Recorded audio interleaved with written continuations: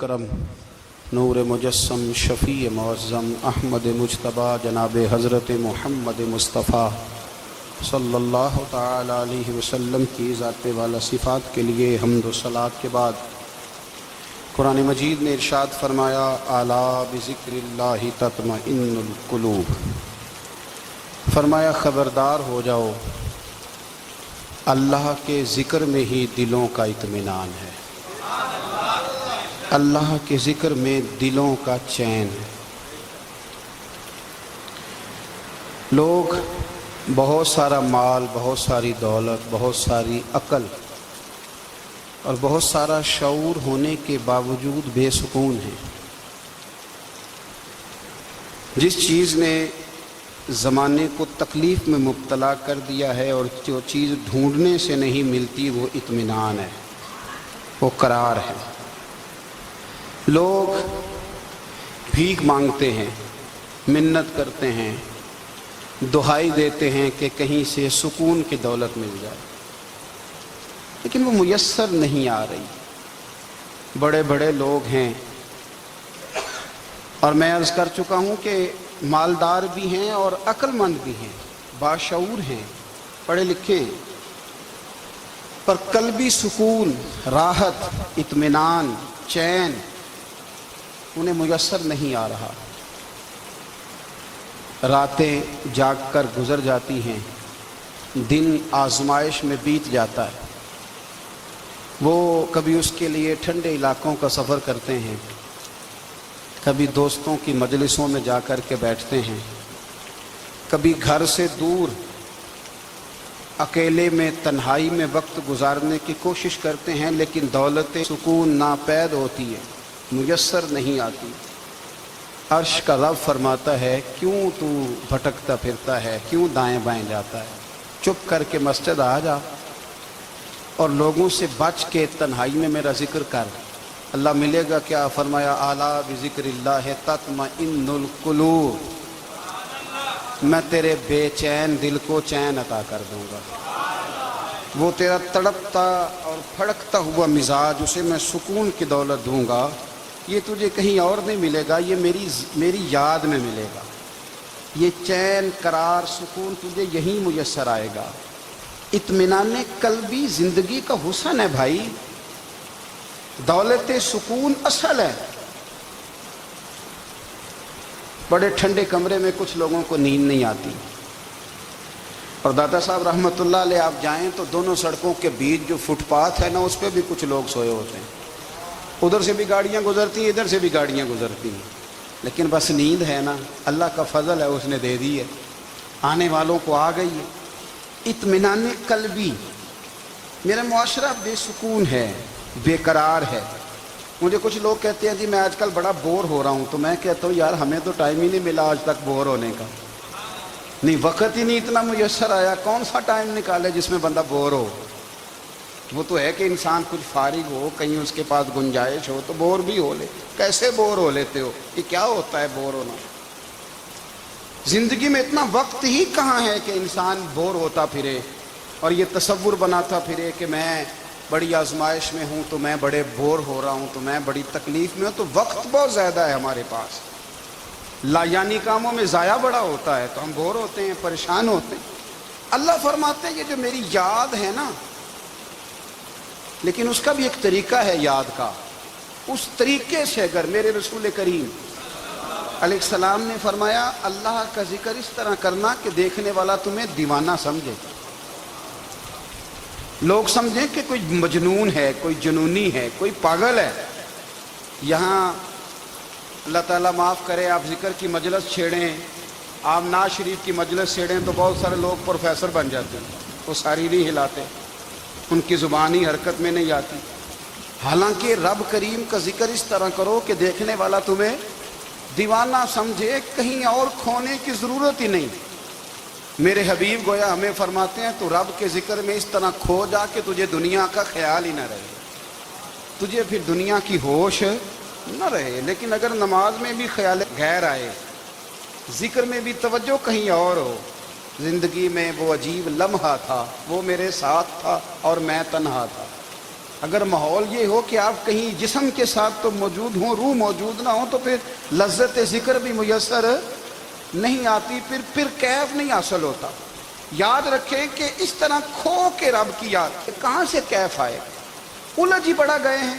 وہ مستی، وہ سرور، وہ کیف جو اللہ کے ذکر میں ہوتا تھا، جو کبھی مرشد کامل کے سامنے بیٹھ کر لوگ اللہ اللہ کرتے تھے تو لگتا یہ تھا کہ یہ یہاں ہیں ہی نہیں، یہ تو کہیں اور چلے گئے ہیں، یہاں موجود ہی نہیں۔ لیکن اب وہ موج نہیں، وہ شوق نہیں، وہ درد نہیں، وہ زیب نہیں۔ اقبال تڑپ کے کہا کرتے تھے، خیرت کی گتھیاں سلجھا چکا ہوں، یا رب مجھے صاحب جنوں کر دے، اللہ مہربانی فرما، وہ کیفیت دے، وہ سرور دے۔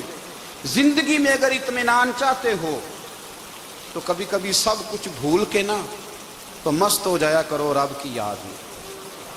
کبھی کبھی چھوڑ دیں دنیا، چھوڑیں یار موبائل، کسی وقت کریں اس کو بند، چھوڑیں اس بات کا خیال کہ فلانے نے سلوٹ کیا ہے کہ نہیں کی، چھوڑیں۔ حضرت باجزید بستامی رحمت اللہ تعالیٰ علیہ فرماتے ہیں میں نے اعتکاف کبھی اپنی مسجد میں نہیں کیا، تو کہ سارے ہی ہاتھ چومنے والے، سارے ہی پیار کرنے والے۔ فرماتے میں جب اعتکاف کرتا تھا تو میں بستام سے دور نکل جاتا تھا جہاں کوئی مجھے جاننے والا نہ ہو۔ اٹھ بلیا چل اوتھے بسیے جتھے وس دینی سارے ینے، نہ کوئی ساڈی ذات پچھانے تے نہ کوئی سانو مننے، چل ادھر چلے۔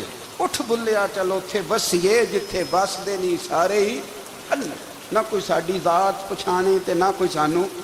اتنا شوق ہے سلوٹ کرانے کا، اتنا شوق ہے تعارف کرانے کا، اتنا شوق ہے اپنا بتانے کا، تو یہ چیز غلبہ کر جاتی ہے، پھر نام رہ جاتا ہے، روح نہیں رہتی، پھر وجود رہ جاتا ہے، پھر باطن کی کیفیت نہیں رہتی۔ خدا را اپنے آپ کو بے چین نہ کرو، بے قرار نہ کرو، بے سکون نہ کرو، رب کی یاد میں آ جاؤ، درود و سلام میں آ جاؤ، نعت کے حسن میں آؤ، تلاوت کی دنیا میں آؤ، سجدوں کے نور میں آؤ۔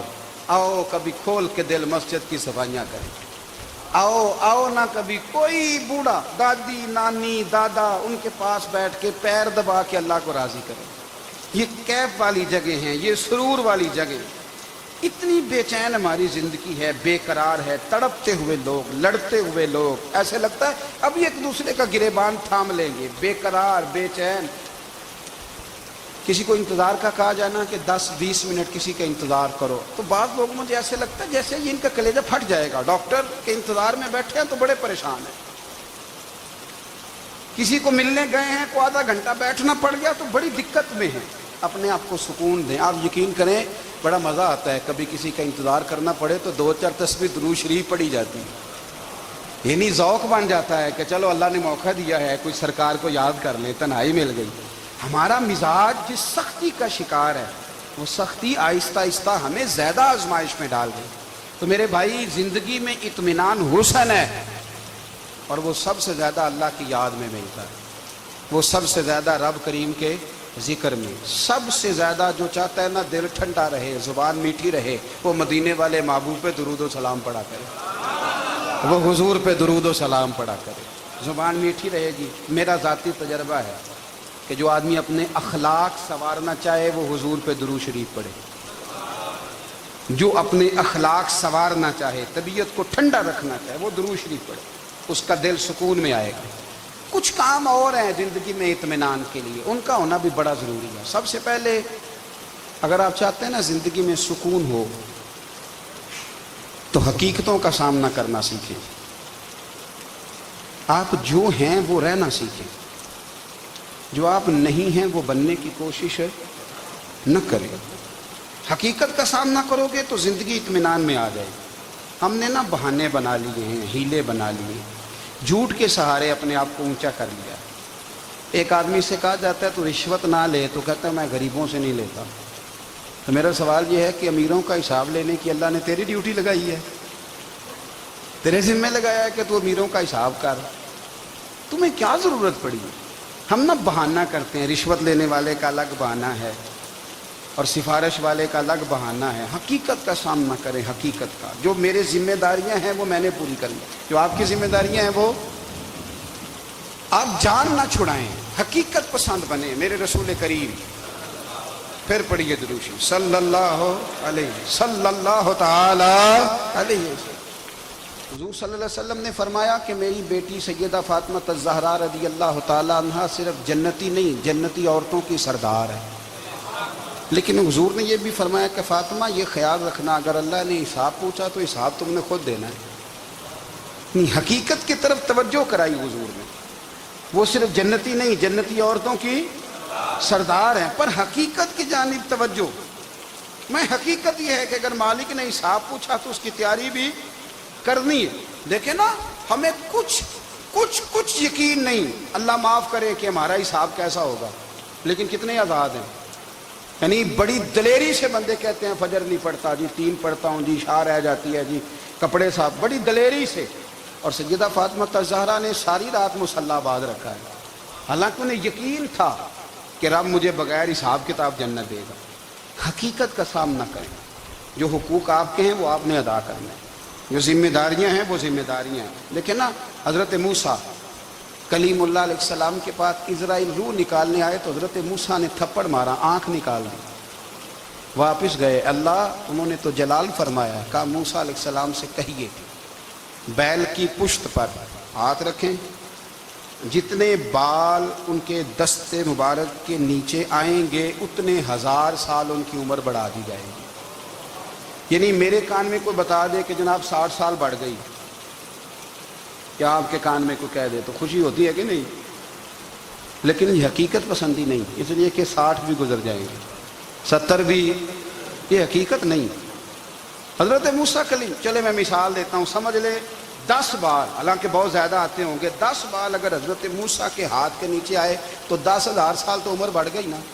10 یعنی 10 سال نہیں، 10 100 نہیں، 10 بہت زیادہ تھی نا۔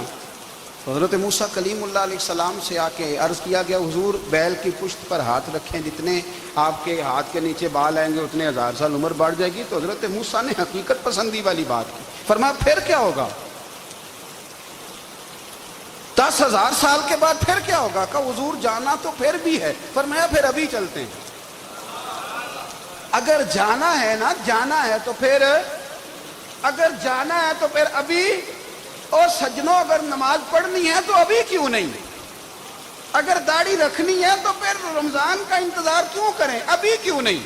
اگر سچ بولنا ہے تو پھر، اگر رزق حلال کھانا ہے تو پھر انتظار کا ہے گا۔ حقیقت ہوتی ہے، بہانہ ہوتا ہے، حقیقت چھپ نہیں سکتی بناوٹ کے اصولوں سے، کیونکہ خوشبو آ نہیں سکتی کبھی کاغذ کے پھولوں سے۔ یہ بات یاد رکھیں، اگر جانا ہے تو حضرت کلیم فرمانے لگے پھر 10,000 سال کے بعد بھی جانا ہے تو آج بھی۔ ہمیں بے قراری زندگی میں اس لیے کہ ہم حقیقت پسند نہیں، ہم بہانوں میں، ہم ہواؤں میں جیتے ہیں، ہواؤں میں، خیالات میں زندگی گزارتے ہیں۔ بڑا ٹائم پڑا ہے، مثلاً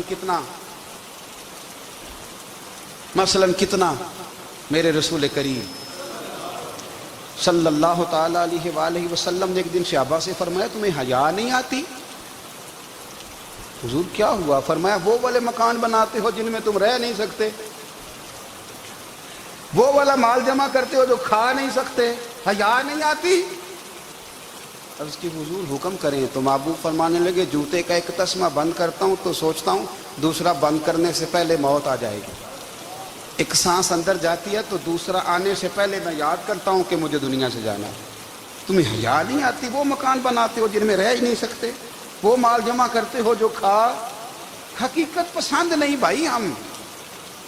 بہت سارے لوگ یہاں بڑی باتیں سناتے ہیں، بڑی، میں کہتا ہوں اصل میں نا زیادہ باتیں سنا کے نا بیچارہ اپنے آپ کو مطمئن کرنا چاہتا ہے، اصل بات یہ ہے کہ اندر سے نا ہلا ہوا ہے، کچھ بھی نہیں، بڑا زیادہ ہنستا ہے اور مجھے لگتا ہے کہ کوئی گہرا زخم چھپا رہا ہے۔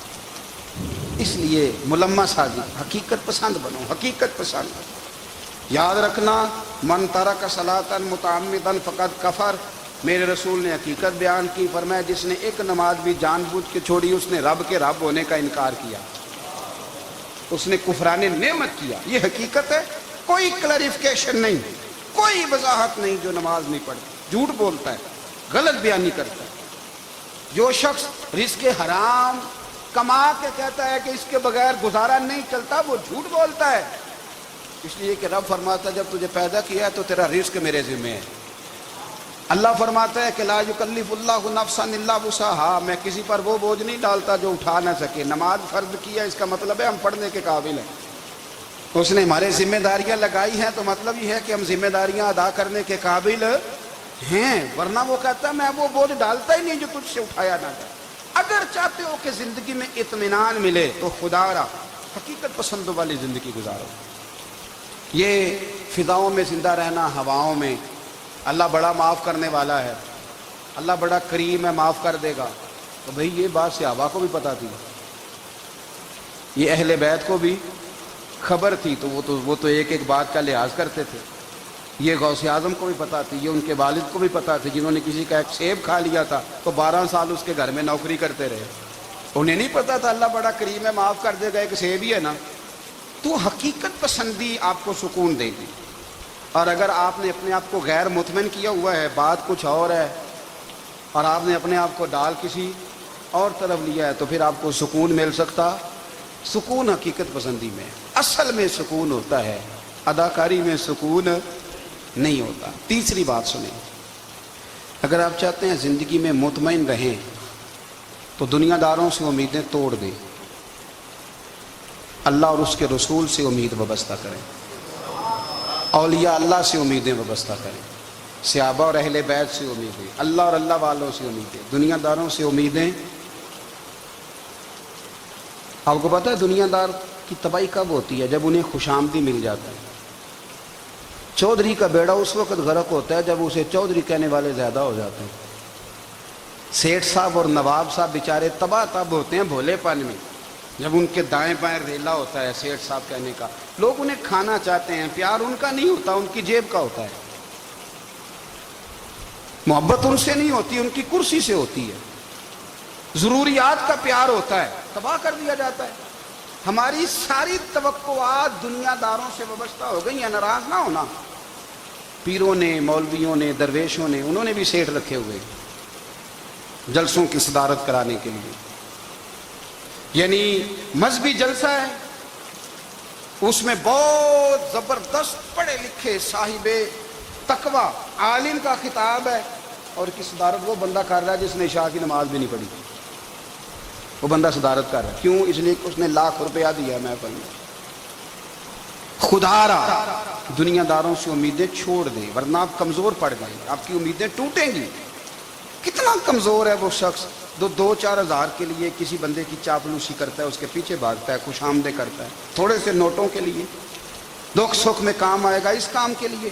میرے رسول کریم علیہ السلام نے فرمایا جس نے بندوں کو راضی کرتے کرتے رب کو ناراض کر دیا، اس کی دنیا بھی گئی اور آخرت بھی گئی، اور فرمایا جس نے بندوں کی پرواہ نہیں کی، اللہ کو راضی کیا، فرمایا اگر رب راضی ہو گیا تو لوگوں کے دلوں میں بھی محبت پیدا فرما دے گا۔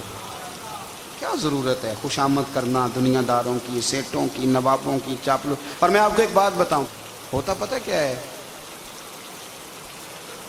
یہ جو حب جا اور حب با ہوتی ہے نا، اس سے پیٹ نہیں بھرتا۔ آپ کو اگر خوش آمد کرنی ہے تو پھر آپ کو ساری زندگی کرنی ہے۔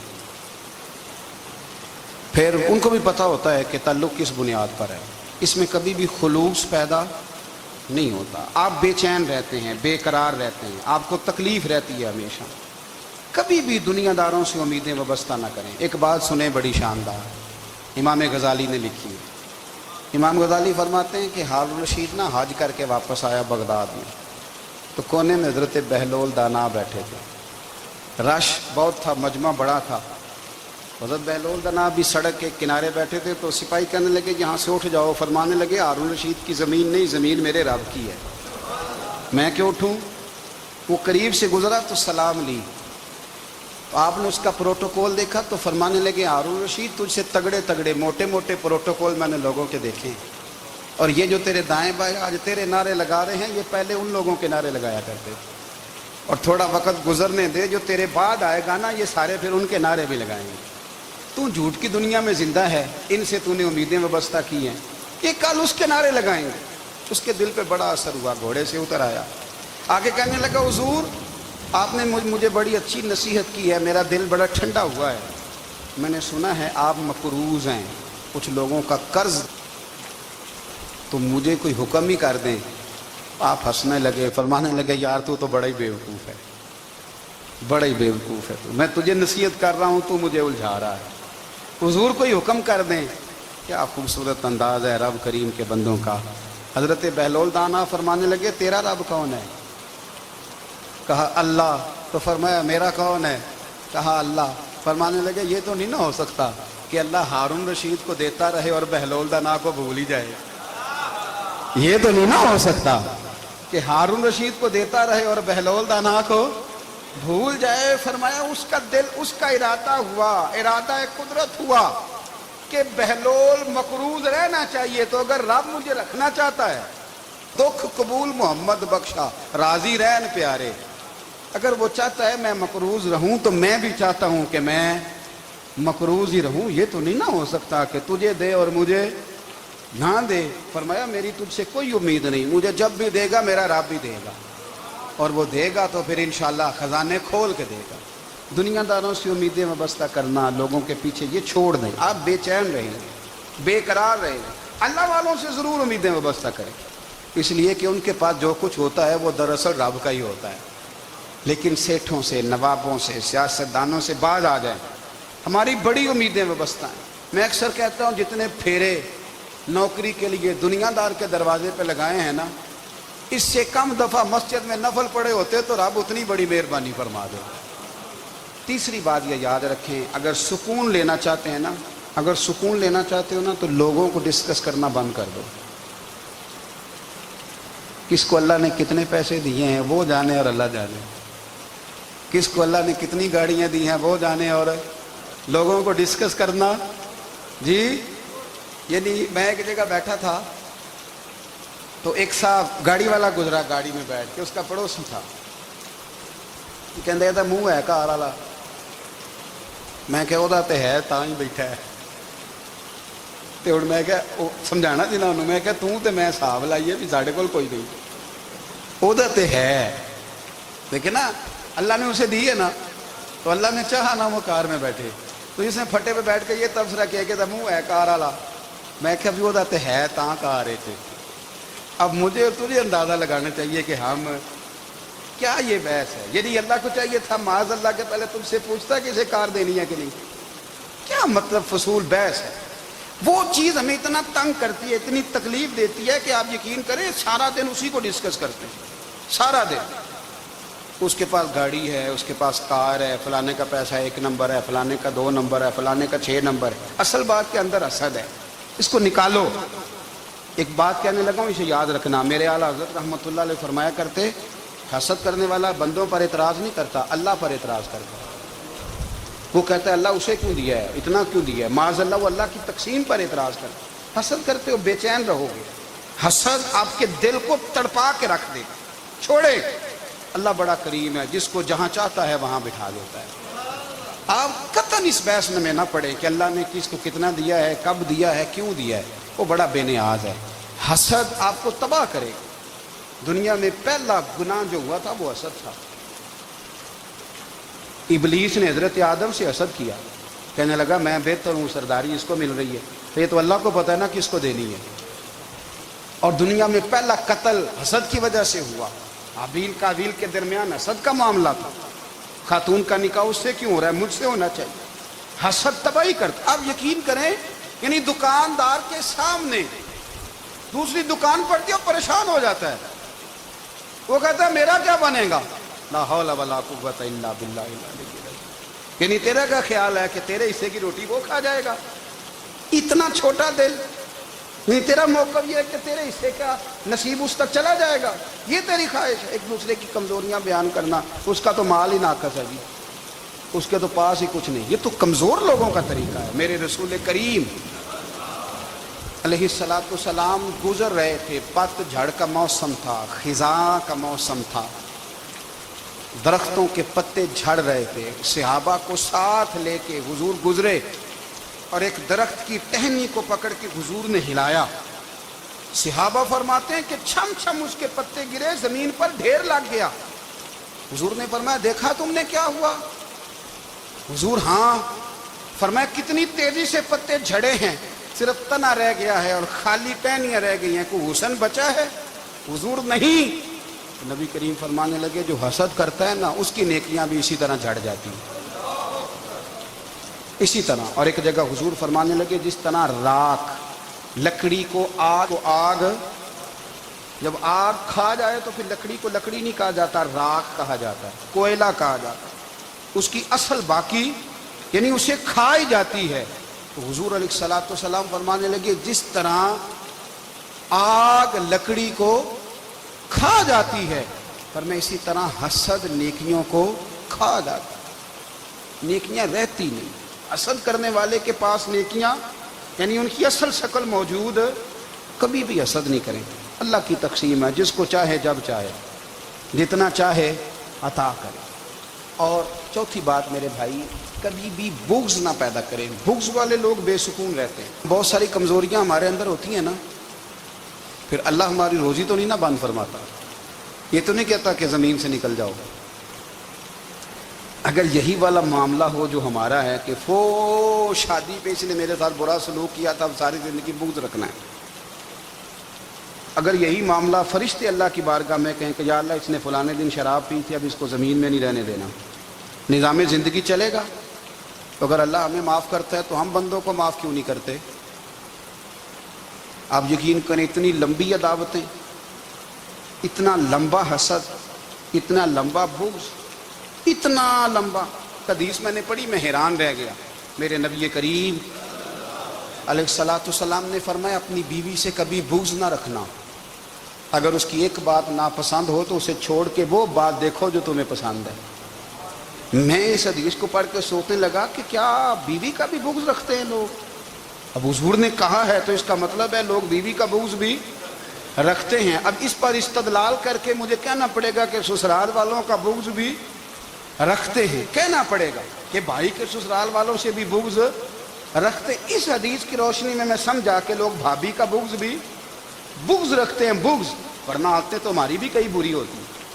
اگر عادات ایک وجہ بنے اختلاف کی تو عادتیں تو ہماری بھی کئی بری ہیں، لیکن ہم اپنی بری عادتوں سمیت اپنے آپ سے پیار کرتے ہیں.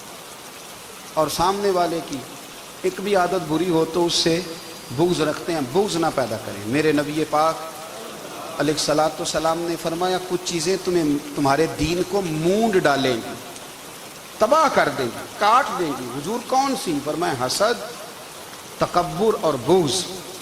یہ تمہارے دین کو تباہ کر دیں.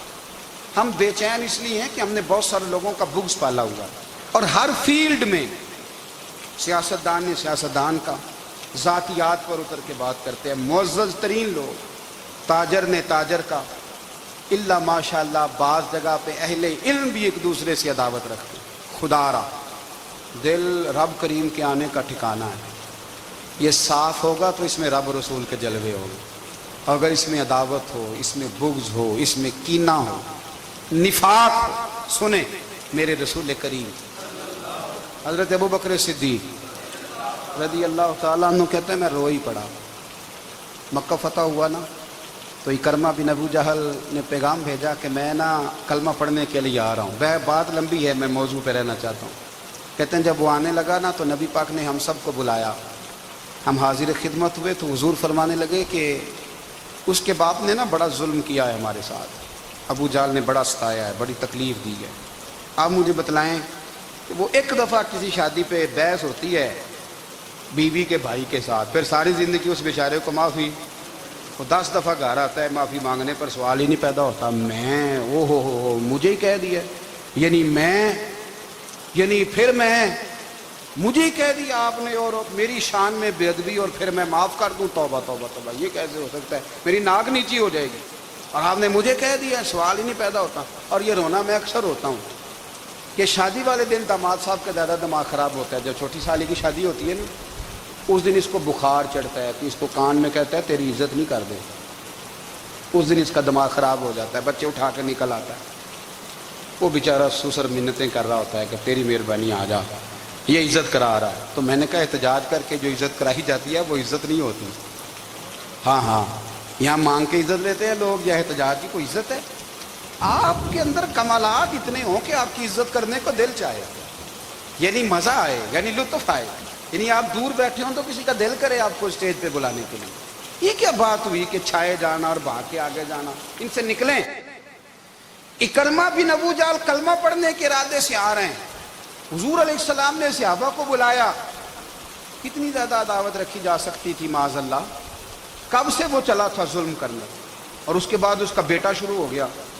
کتنی باتیں تھیں جو ناقابل معافی تھیں، پر کریم رسول نے ہمیں بتلایا ہے کہ سکون والی زندگی کہتے کس کو ہے۔ جب سب لوگ جمع ہو گئے تو حضور نے فرمایا بھئی وہ کلمہ پڑھنے آ رہا ہے، اس کے باپ نے ظلم بڑے کیے ہیں، پر میری نصیحت یہ ہے کہ اس کے سامنے اس کے باپ کو برا نہ کہے، خبردار کوئی اس کے سامنے کوئی بات نہ کرے۔ اب وہ کلمہ پڑھنے آ رہا ہے، مطیع ہو کے آ رہا ہے، بان کے آ رہا ہے۔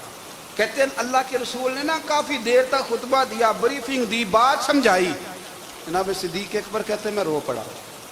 ایک صحابی مجھے کہنے لگے تمہیں کیا ہوا؟ تو میں نے کہا میں مصطفیٰ کی رحمت پہ رو رہا ہوں۔ دیکھو کن کے لیے حضور گراؤنڈ بنا رہے ہیں، اے دیکھو کن کے لیے حضور تیاری کر رہے ہیں، جنہوں نے ساری زندگی دشمنی کی۔ خدا را یہ اندر سے عداوتیں نکال پھینکو۔ او بھائی اتنا تو لمبا ٹائم ہی کوئی نہیں، اتنا تو وقت ہی کوئی نہیں، اس کو صاف رکھو۔ بندہ کوئی کر بھی گیا تو کوئی حرج نہیں۔ چنگی مندی سجنا کولوں 100 واری ہو جاندی، یار یاراں دا گلا نہیں کر دے۔ اصل پریت یار یاراں دا جڑا گلا کردا جے یار نہیں دے ہوندا۔